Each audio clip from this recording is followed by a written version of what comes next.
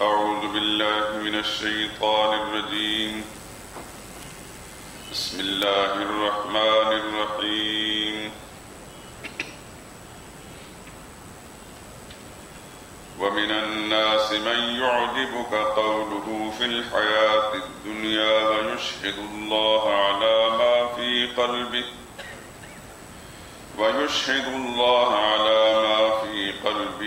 وهو ألد الخصام. وإذا تولى سعى في الأرض ليفسد فيها ويهلك الحرث والنسل والله لا يحب الفساد.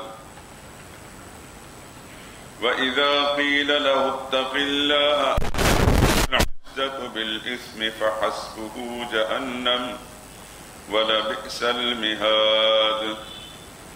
ومن الناس من يشري نفسه ابتغاء مرضات الله والله رؤوف بالعباد.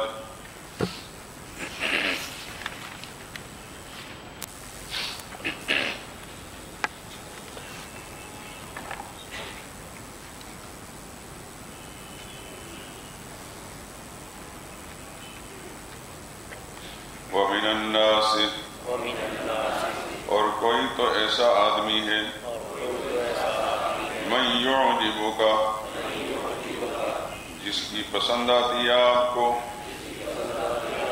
قولہ اس کی بات فی الحیات الدنیا دنیا کی زندگی میں ویشہد اللہ اور وہ گواہ بناتا ہے اللہ کو علی ما فی قلبہ اپنے دل کی بات پر وہو ألد الخصام حالانکہ وہ سخت جھگڑالو ہے. وَإِذَا تَوَلَّى اور وہاں سے جب پلٹ جاتا ہے سعی فی الارض تو دوڑتا پھرتا ہے ملک میں لیفسد فیہا تاکہ اس میں خرابی ڈالے ویہلک الحرث اور تباہ کر دے کھیتیاں والنسل اور جانے واللہ لا یحب الفساد اور اللہ پسند نہیں فرماتے فساد کو. وَإِذَا قِيلَ لَهُ اس کو کہا جاتا ہے اتق اللہ اللہ سے ڈر اخذت تو امر کر دیتی ہے بالاثم گناہ پر فحسبہ جہنم سو کافی ہے اس کے لیے جہنم بئس المہاد اور وہ تو بہت برا ٹھکانہ ہے. ومن الناس اور لوگوں میں سے ایسے بھی ہیں من یشری وہ جو بیچ ڈالتے ہیں نفسہ اپنی جان کو ابتغاء مرضات اللہ اللہ کی رضا جوئی میں واللہ رؤوف بالعباد اور اللہ نہایت شفقت فرمانے والے ہیں اپنے بندوں پر.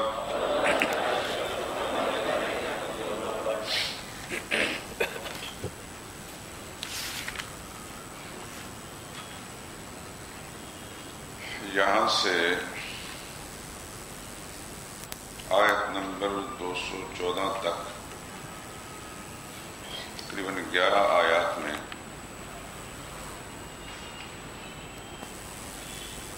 ترغیبات ہیں جہاد کے لیے.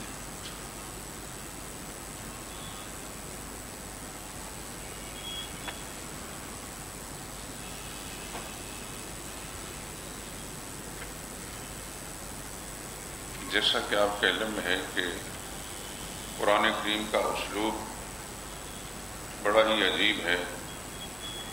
کسی جگہ تو شریعت کا کوئی حکم خاص ہوتا ہے تو اعلانیہ طور پر واضح طور پر حکم بیان کر دیا جاتا ہے، اور کہیں کہیں علم الہی کی جو مصلحتیں ہیں وہاں اس کی ترغیبات بیان ہوتی ہیں. اس سے پہلے آپ بعض آیات کے اندر جہاد کا صریح حکم پڑھ چکے ہیں اور آگے بھی آنے والی ہیں.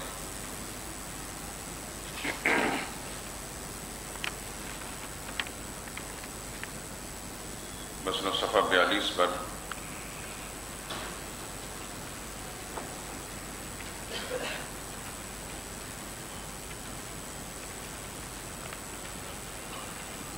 آیت نمبر 217 میں دیکھیں گے کہ يسألونك عن الشهر الحرام قتال فيه قل قتال فيه كبير وصد عن سبيل الله. یہ سارا مضمون آگے چل رہا ہے. اسی طریقے سے آگے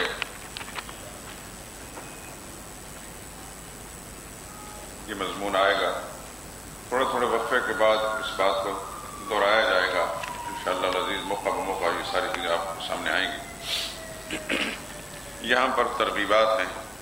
صریح حکم اس سے پہلے ہو چکا ہے، آئندہ بھی آنے والے ہیں. یہاں پر کچھ ترغیبات ہیں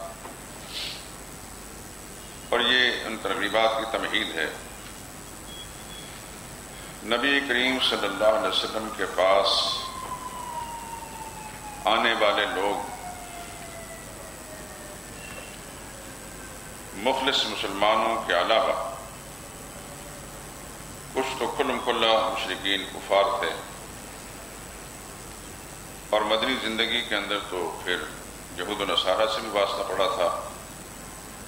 لیکن ایک اور طبقہ بھی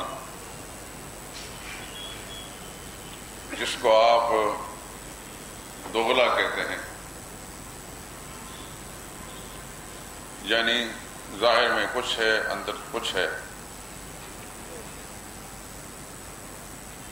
اوپر سے مسلمان ہے اندر سے اس کے برعکس ہے.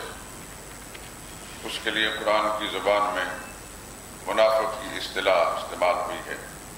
منافق، اور قرآن کی بہت ساری صورتوں میں منافقین کی خصلتیں بیان ہوئی ہیں، جیسا کہ اس سورہ مبارکہ کے اندر شروع ہی سے آپ وَمِنَ النَّاسِ مَن يَقُولُ آمَنَّا بِاللَّهِ وَبِالْيَوْمِ الْآخِرِ سے لے کر رکوع کے آخر تک تقریباً 13 آیات کے اندر منافقین کا تذکرہ ہے، اور شروع کی 5 آیتیں اہل ایمان کے لیے ہیں، 2 آیتوں میں کفار کا تذکرہ ہے، اور 13 آیات کے اندر منافقین ہیں. وہاں یہ بات میں نے اس موقع پر عرض کر دی تھی کہ منافق چونکہ اسلام اور مسلمانوں کے لیے زیادہ مضر رہا ہے، اس لیے اس کا تعارف، اس کی پہچان بڑے عجیب انداز سے اللہ پاک نے فرمائی ہے. اور آپ دیکھتے ہیں کہ 29ویں پارے میں ایک سورت آئے گی جس کا نام ہے سورۃ المنافقون، اور 30ویں پارے میں ایک سورت آئے گی جس کا نام ہے سورۃ الکافرون. 28ویں میں، اچھا 28ویں پارے میں، جزاک اللہ. تو سورہ منافقون وہ ایک مفصل صورت ہے، منافقین کی خصلتیں بیان کی گئی. اور 30ویں پارے میں ایک صورت ہے سورہ کافرون، قل یا ایھا الکافرون، بالکل بہت مختصر تھی. کفار کا تذکرہ سارے قرآن کریم مطالعہ کرتے رہے، آپ تلاوت کرتے ہوں گے یقیناً. اللہ تعالیٰ توفیق نصیب فرمائے مجھے بھی اور آپ کو بھی. اور پھر صرف الفاظ کی حد تک نہیں، اس میں غور و فکر کر کے اس کے معنی اور مطلب کا دھیان رکھ کر اس سے ہدایت لے کر اور نیک نیتی کے ساتھ اس انداز سے ہدایت لیں کہ ہم نے زندگی اس کے مطابق گزارنی ہے. توفیق نصیب فرمائے. جا بجا منافقین کا تذکرہ جہاں بھی ہے بڑا مفصل ہے. کفار کا تذکرہ ہے تو صحیح، لیکن اس درجے میں اس کی تفصیل نہیں. کافر ظاہر باطن کافر ہے. مکی زندگی میں رسول اللہ صلی اللہ علیہ وسلم کو کھلم کھلا کفار سے واسطہ پڑا یا مخلص مسلمان تھے، دوغلے لوگ نہیں تھے. مدنی زندگی میں ان تینوں قسم کے لوگوں سے واسطہ پڑا، یا مخلص مسلمان تھے یا منافقین تھے اور کچھ یہود و نصارہ تھے، اور مدنی زندگی میں رسول اللہ صلی اللہ علیہ وسلم کے لیے ذہنی اذیتیں زیادہ ہوئیں۔ مکی زندگی میں جسمانی تکالیف تھی۔ آپ دیکھتے ہیں کہ مکی زندگی میں جو رسول اللہ صلی اللہ علیہ وسلم کے خون کے پیاسے، جان کے دشمن، انہوں نے رسول اللہ صلی اللہ علیہ وسلم پر تہمتیں نہیں لگائیں، نہ رسول اللہ صلی اللہ علیہ وسلم کی ذات پر، نہ آپ کے گھرانے پر۔ یعنی کسی ایک شخص نے جو رسول اللہ صلی اللہ علیہ وسلم کے خون کا دشمن رہا، ابو جہل سمیت، رسول اللہ صلی اللہ علیہ وسلم کے کریکٹر اور کردار پر یا آپ کی دیانت امانت پر انگلی نہیں اٹھائی۔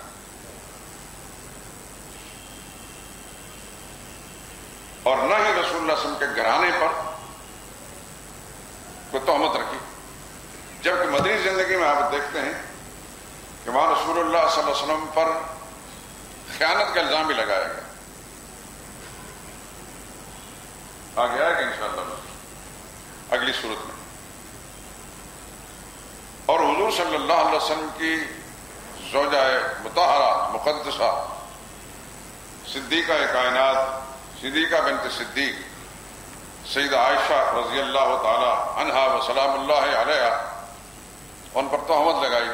اللہ نے عرش عظیم سے ان کی برات کا اعلان کیا، پوری 10 آیتیں قرآن کریم میں نازل ہوئی، اور یہ فرما اولئک مبرؤون مما یقولون، یہ منافقین جو بک رہے ہیں جن لوگوں کے بارے میں، یعنی سیدہ عائشہ صدیقہ اور وہ صحابی جو رسول اللہ صلی اللہ علیہ وسلم نے گمشدہ چیزوں کے لیے پیچھے چھوڑا تھا، ان سب کو مخاطب فرما اولئک مبرؤون مما یقولون، ان کے خرافات و بکواسات، ان کی تہمتیں اور الزامات جو ہیں ان کے مقابلے یہ لوگ بالکل صاف اور پاک ہیں۔ اور مسلمانوں کو یہاں تک تنبیہ کی گئی، جب تم نے اس بات کو سنا ہی تھا، سنتے ہی تم نے کیوں نہیں کہا تھا سبحانک ھذا بہتان عظیم، اے اللہ تو پاک ہے، یہ عظیم بہت بڑا بہتان اور تہمت ہے، تمہیں اس پر غور و خوض کرنا، سوچنا ہی نہیں چاہیے تھا۔ تو یہ انداز جو قرآن کریم کے اندر صفائیوں والے آئے ہیں اہل ایمان کے لیے، رسول اللہ صلی اللہ علیہ وسلم گھرانے کے لیے، اس کا سبب یہ تھا کہ منافقین نے تہمت لگائی، اور ان میں سے کوئی بدبخت بھی کلمے کا منکر نہیں تھا، کلمہ ایسا ہی پڑھتے تھے، بلکہ ہم سے زیادہ صاف پڑھتے تھے کہ زبانیں ان کی صاف تھی، عربی مخارج کے ساتھ پڑھتے تھے، لا الہ الا اللہ پڑھتے تھے، الا اللہ نہیں۔ ایک بار رسول اللہ صلی اللہ علیہ وسلم کے چہرہ انور کی ہر وقت زیارت ہوتی تھی، یہ سعادت بھی تھی۔ نبی کریم صلی اللہ علیہ وسلم کے ساتھ گفتگو کرنے کا موقع ان کو ملتا تھا۔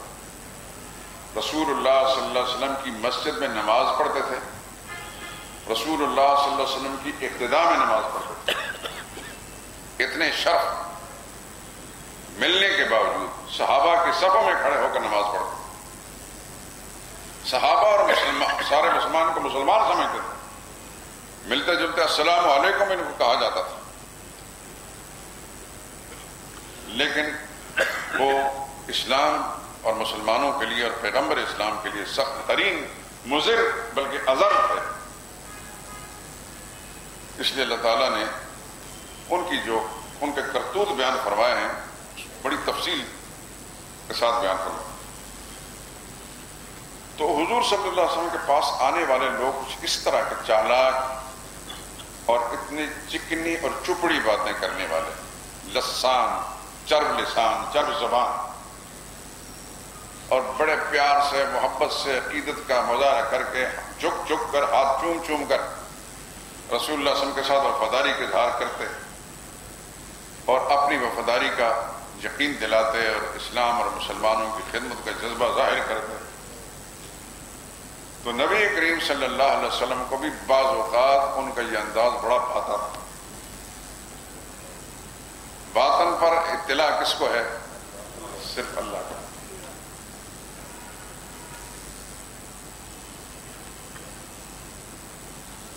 غالباً ایک حدیث کے الفاظ ہیں، لیکن میں وثوق سے اس لیے نہیں کہہ سکتا کہ اس وقت میرے ذہن کے اندر نہیں کہ حدیث کس کتاب کے اندر ہے، اور اگر میں وثوق سے کہہ دوں اور رسول اللہ صلی اللہ علیہ وسلم کے زبان مبارک سے نکل الفاظ نہ ہو تو میں مجرم بنوں گا۔ لیکن بظاہر مضمون اس قسم کا ہے کہ یہ اللہ کے پیغمبر کا ہی ارشاد ہو سکتا ہے اگر رسول اللہ صلی اللہ علیہ وسلم کا فرمان نہیں تو رسول اللہ کے تربیت یافتہ صحابہ میں سے کسی کا ہے. نحن نحکم بالظواہر، ہم تو ظاہر پر فیصلے کرتے ہیں. واللہ یتولی السرائر، اندر کے بھیدوں کو صرف اللہ جانتے ہیں. تو رسول اللہ صلی اللہ علیہ وسلم کا بھی ایسے لوگوں کی باتیں کبھی کبھی بڑی بھاتی تھی. لیکن کون جانتا ہے کہ آدمی کے اندر کتنا کھوٹ ہے.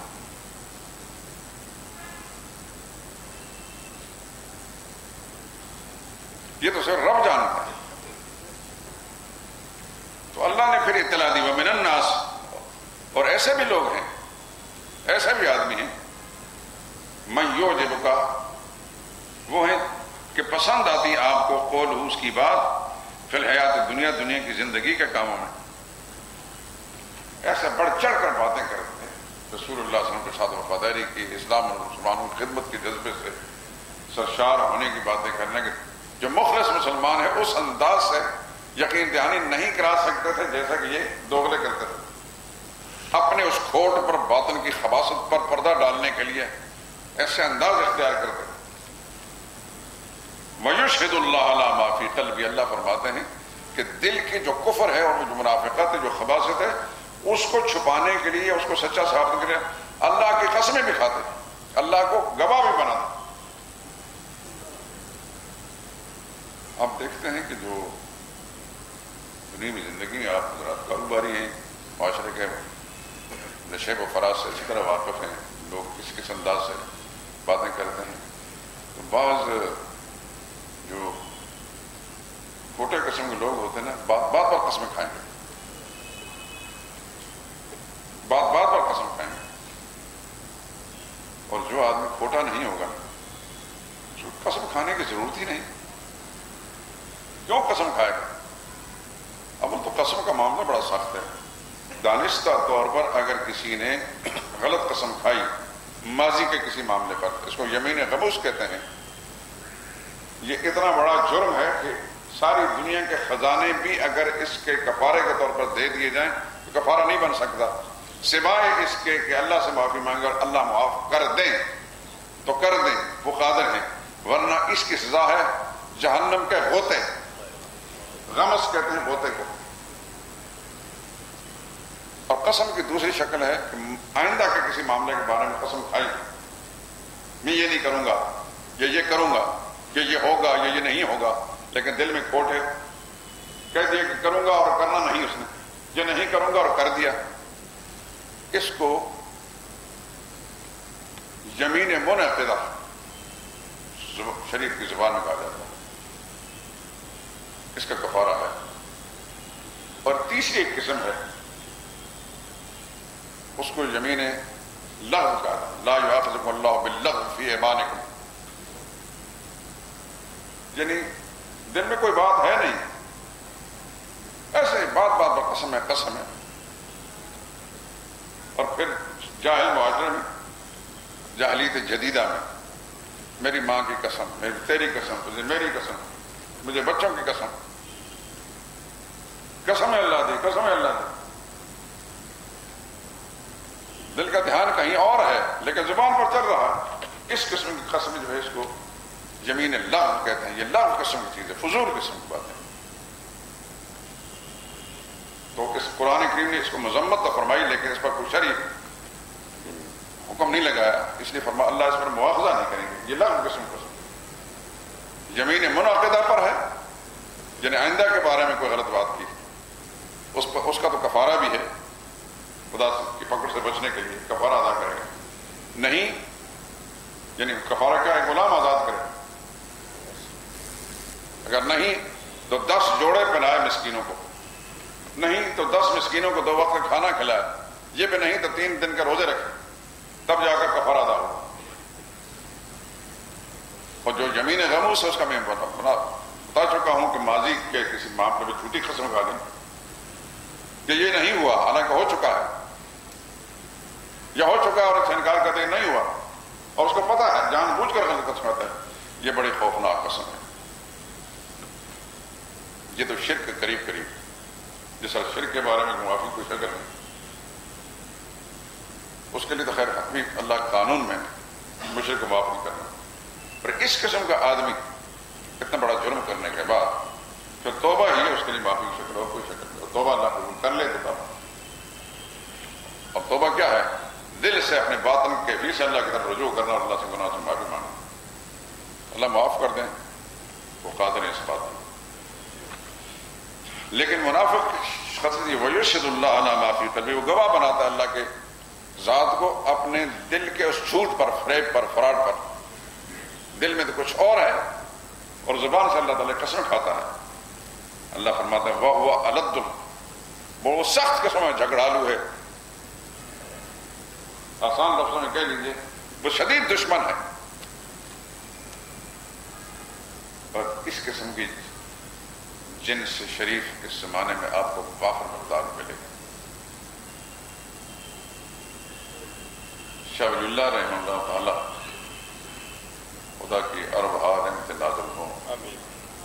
اس بر صغیر پاک و ہند میں ایک بڑا نام ہے، اور جتنے بھی اس خطے میں ہندوستان، پاکستان، افغانستان، بنگلہ دیش اور دوسرے علاقے جہاں جہاں مسلمان بستے ہیں اور جہاں اہل علم ہیں، اہل دین ہیں، ان سب کے سلسلہ سند جا کر شاہ ولی اللہ سے ملتی ہے.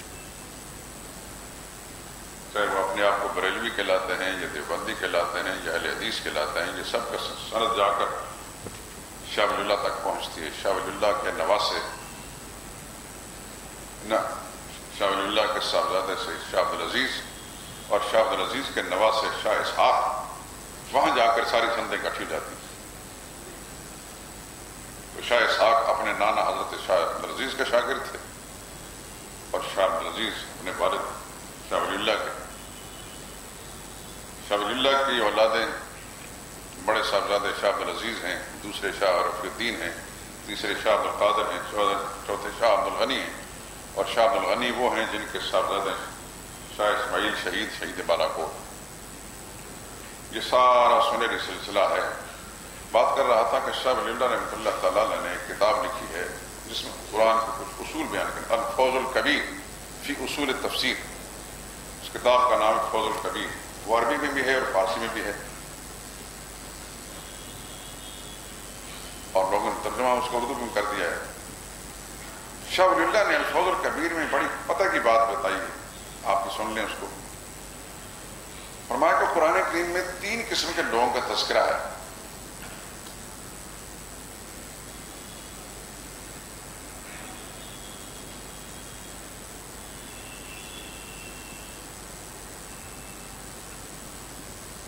کفار کا جو مشرکین ہیں،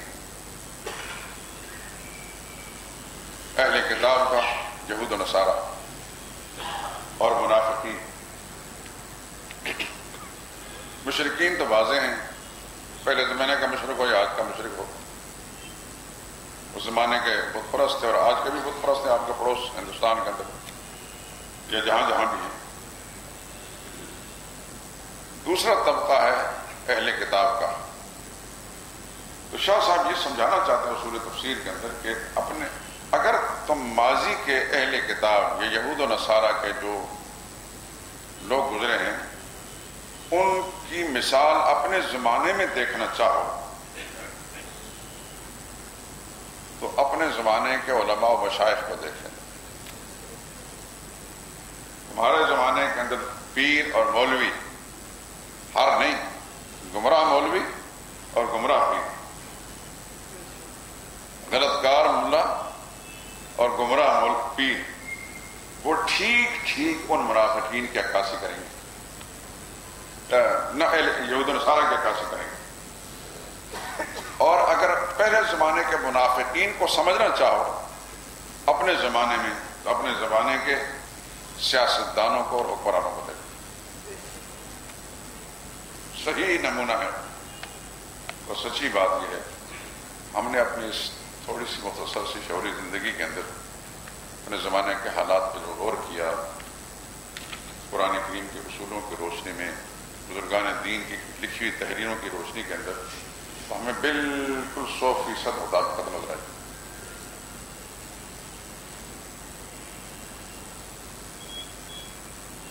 اس زمانے کے جو یہود و نصارہ کے مشائخ تھے، پیر پادری تھے، انہوں نے بھی اپنے قوم کو گمراہی کے راستے پر ڈالا،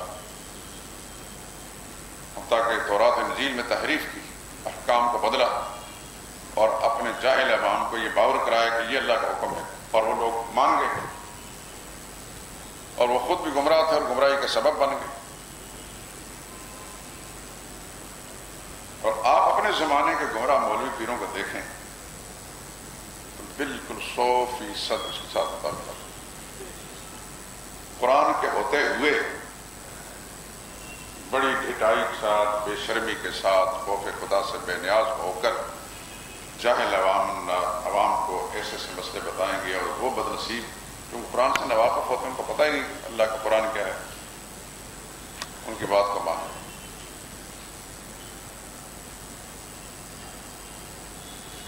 آج کل آپ انٹرنیٹ استعمال کرتے ہیں، مجھے تو خیر اس کا اتنا شعور نہیں ہے، لیکن کچھ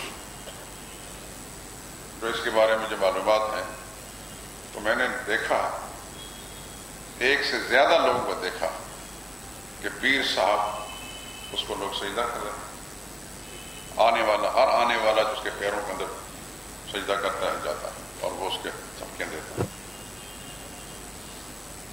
بہت ساری نیٹ پر اس طرح چیزیں آپ کو ملیں گی۔ یہ اس زمانے کے یہود و نصارہ کے دور کی نہیں ہے، یہ مسلمان پیر اور مولوی اس طرح گلے پھاڑ کر اپنی مسجدوں کے اندر راگے لگا کر بظاہر عوام الناس کو یہ باور کرائیں گے کہ ہم بڑے عاشق ہیں، بزرگوں کے ماننے والے ہیں، رسول اللہ صلی اللہ علیہ وسلم کے عاشق ہیں، اس آڑ کے اندر قوم کو شرک اور بدعت کے اندر مبتلا کریں گے اور عوام الناس مبتلا ہو جائیں گے محبت کے نام پر۔ اور یہ اتنا خطرناک داؤ ہے محبت کے نام، نفرت کے نام سے کبھی کوئی کسی بات نہیں مانتا، محبت کے ذریعے سے لوگوں کو اس غلط راستے پر ڈالتا۔ سرور عالم صلی اللہ علیہ وسلم نے ایک موقع پر ارشاد فرمایا، لا تطرونی کما اطرت النصارى المسیح ابن مریم، لوگوں تم مجھ سے محبت رکھتے ہو، اور محبت دین کا ایک حصہ ہے، اللہ سے محبت، اللہ کے رسول سے محبت، لیکن اس محبت میں اتنا غلو نہ کرنا، اور غلو کرتے کرتے مجھے بڑھا چڑھا کر اس مقام پر نہ پہنچانا جس طرح عیسائیوں نے حضرت عیسیٰ علیہ السلام کو پہنچا دیا تھا۔ انہوں نے محبت کی، دشمنی نہیں کی تھی۔ عیسیٰ علیہ السلام کو جو خدائی کے مقام پر پہنچایا اور خدا کا بیٹا کہا، ابن اللہ کہا، تو محبت میں کہا، دشمنی میں نہیں کہا۔ تو حضور صلی اللہ علیہ وسلم اسی خطرے سے اپنے امت کو آگاہ فرمایا، لا تطرونی، مجھے مبالغہ آرائی کے ساتھ غلو اختیار کر کے اتنا اونچا نہ لے جانا جس طرح عیسائیوں نے عیسیٰ علیہ السلام کو پہنچا دیا۔ فَإِنَّمَا أَنَا عَبْدُ اللَّهِ وَرَسُولُهُ، کان کھول کر سن لو، میں اللہ کا بندہ ہوں، اللہ کا رسول ہوں، نہ میں خدا ہوں نہ خدا کا بیٹا۔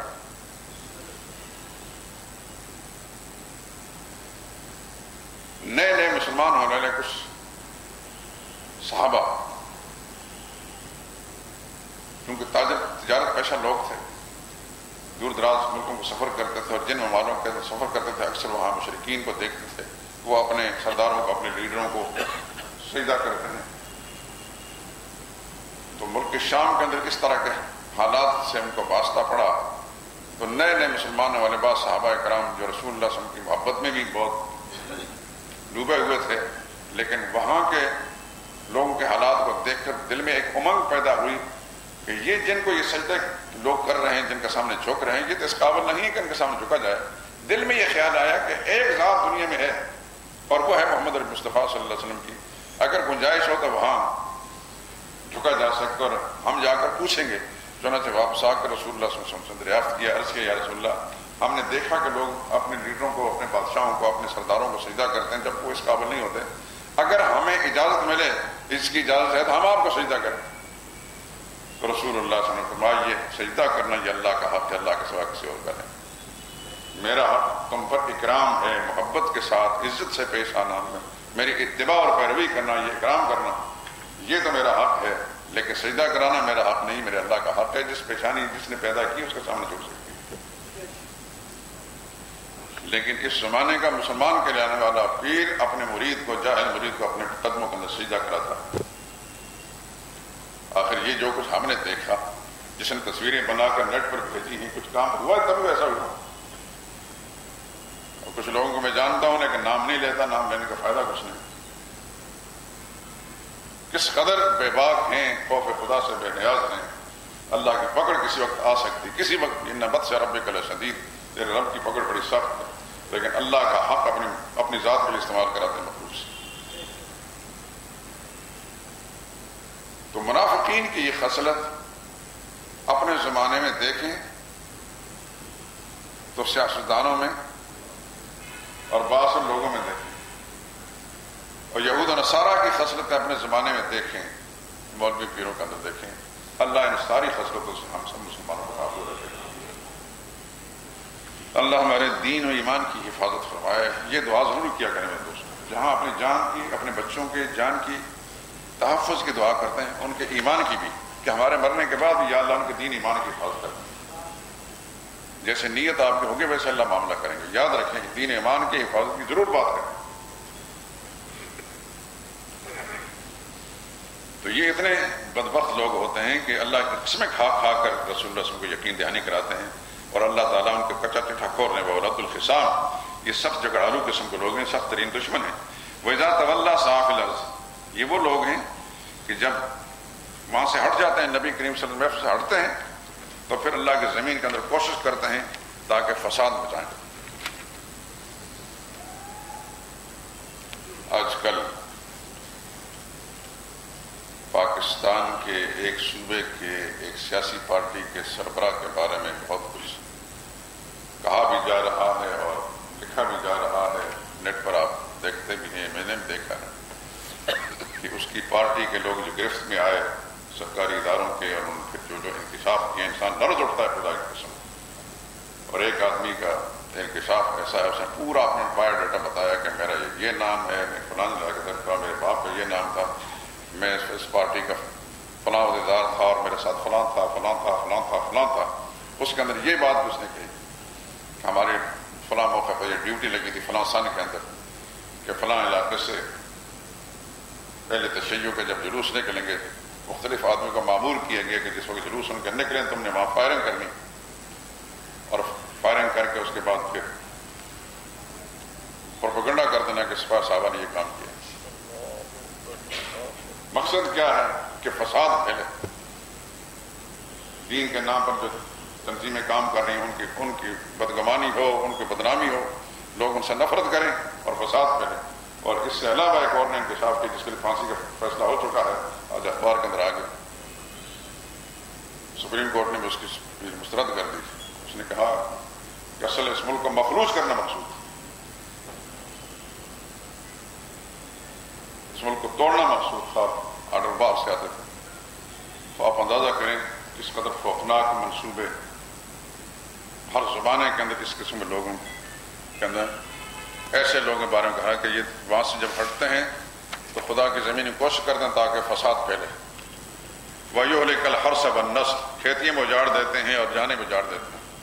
املاک کو بھی تباہ کرتے ہیں اور جانوں کو بھی تباہ کرتے ہیں. وَاللَّهُ لَا يُحِبُّ الْفَسَادَ، اللہ فساد کو پسند نہیں کرتے. نہ مفسد کو پسند کرتے نہ فساد کو پسند کرتے.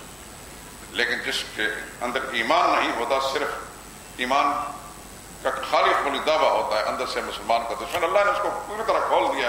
اپنے زمانے کے حالات کو آپ دیکھ رہے ہیں. موجودہ وقت کے اندر اپنے ملک کے لوگوں پر آپ اس قرآن کی روشنی میں جائزہ لیں تو صاف صاف پتہ چلے گا کیا ہوگا. اللہ اکبر. وَإِذَا قِيلَ لَهُ اتَّقِ اللَّهَ، جب اسے کہا جاتا ہے اللہ سے ڈر، یہ فساد نہ کر.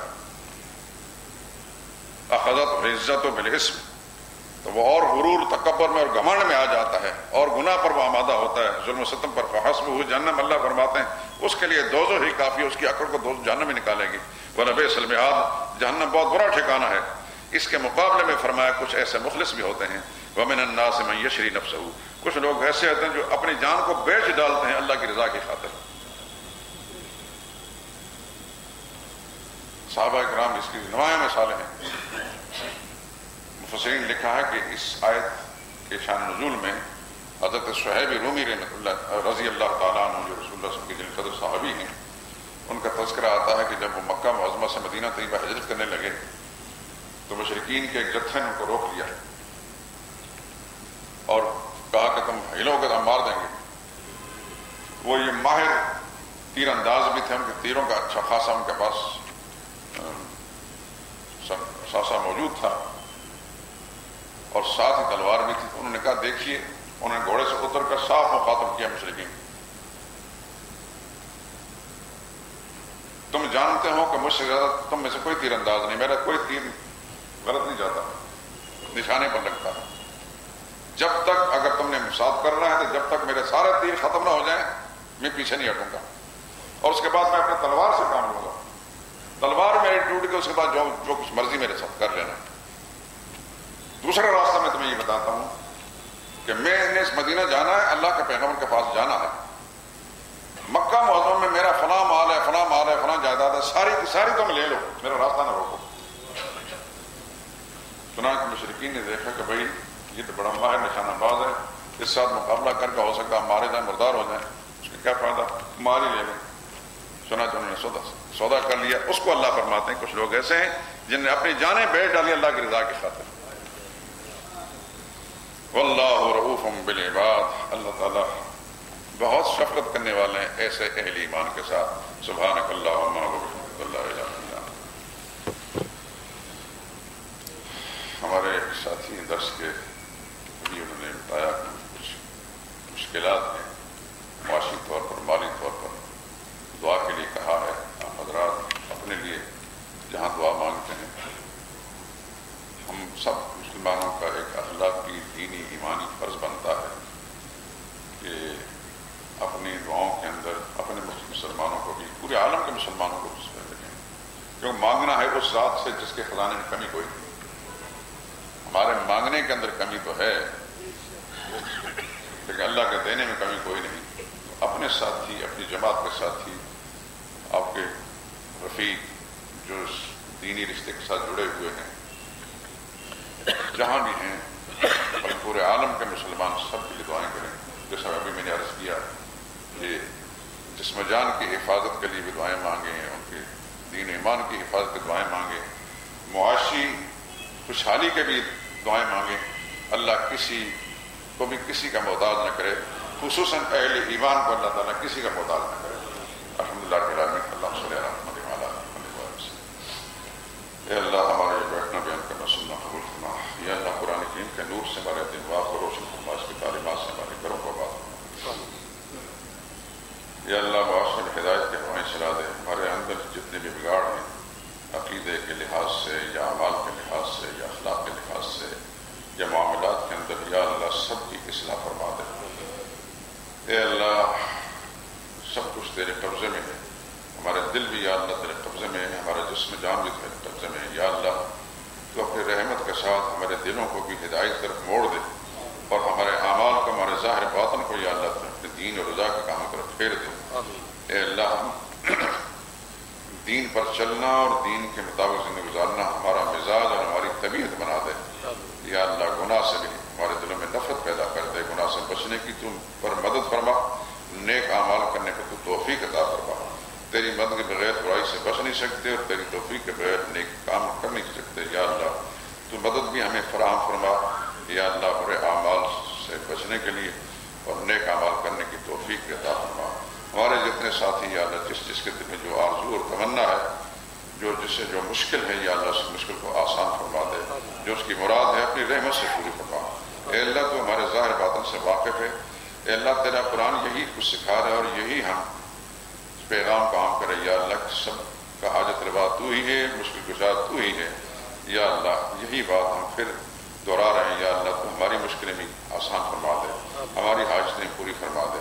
جتنے ہمارے ساتھی یہاں موجود ہیں یا موجود نہیں ہیں، جتنے بھی یا اللہ سب کی مشکلیں آسان فرما. جتنے بیمار ہیں یا اللہ سب کی مشکلیں آسان فرما. بیماریوں میں شفا کاملہ عطا فرما. گھروں کے اندر خواتین اور بچے ہیں ان کو مکمل صحت عطا فرما. ظاہری، باطنی، روحانی، جسمانی ساری بیماریاں دور فرما دے. اے اللہ اس ملک کے اندر بدامنی کو ختم فرما دے، فتنہ فساد کو ختم فرما دے. فساد پھیلانے والوں کو یا اللہ تو اچھی طرح جانتا ہے. اے اللہ ان کو بے نقاب کر تاکہ پوری قوم کو یہ صحیح معلوم ہو جائے کہ اس ملک کا دشمن کون ہے، فتنہ فساد پھیلانے والا کون ہے. اے اللہ اس ملک کے اندر ایک طبقہ ایسا ہے منافقین کا جو ہر وقت اس موقع کے انتظار میں رہتا ہے تاکہ دین دین کے خلاف اور اہل دین کے خلاف پروپیگنڈا کر کے رائے عامہ کو گمراہ کر سکیں، یا اللہ ان کو بے نقاب کر دے، ان کو خائب و خاسر ناکام و نامراد کر دے۔ اے اللہ اس ملک کو استحکام ظاہری طور پر بھی، باطنی طور پر بھی، معاشی طور پر بھی، معاشرتی طور پر بھی، دینی لحاظ سے بھی، اسلام کے لحاظ سے بھی اس استحکام نصیب فرما، اور جو لوگ اس کو غیر مستحکم کرنے کی کوشش کرتے ہیں اے اللہ ان سب کو تو اپنے گرفت میں لے کر عبرت و نشان بنا